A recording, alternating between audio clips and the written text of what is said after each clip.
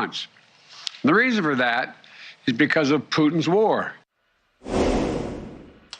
That was President Biden on Thursday this week, blaming COVID, blaming Vladimir Putin for 40-year highs in inflation. But he forgot his climate agenda. Let's take a look. The inflation timeline we have put together, we can clearly see inflation started spiking as soon as Joe Biden walked into office. And then it was at 1.4% in January 2021. By March of 2021, when Biden signed the $1.9 trillion COVID relief bill into law, inflation spiked to 2.6%. By July of 2021, when the Democrats were proposing a $5 trillion budget and spending plan, which they said was $3.9 trillion, inflation was at 5.4%.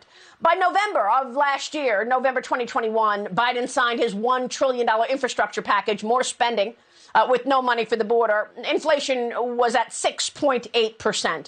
And then, of course, take you to earlier this year in February and March when Putin invaded Ukraine and the inflation rate hits 7.9%. So it is clear where inflation started, how it moved higher under President Biden. The administration is now planning to release up to 180 million barrels of oil from the Strategic Petroleum Reserve in the next 6 months to push gasoline prices lower. But this is the third time he has tapped the reserve, and after the first 2 times, prices just shot back up after only a few weeks. Joining me right now is the Attorney General of West Virginia, Patrick Morrisey. West Virginia is the nation's 5th largest energy producer.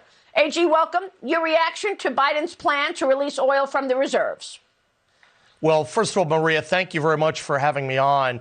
And I think that President Biden's entire administrative policy from day one has been to put American energy last. It's really been Russia first, America last strategy. You saw that with canceling of the Keystone Pipeline. You saw that with respect to the moratorium on oil and gas drilling and coal mining. You saw that with respect to his climate change policy that seems to put all our foreign competitors first. And now he wonders why inflation and gas prices have gone through the roof.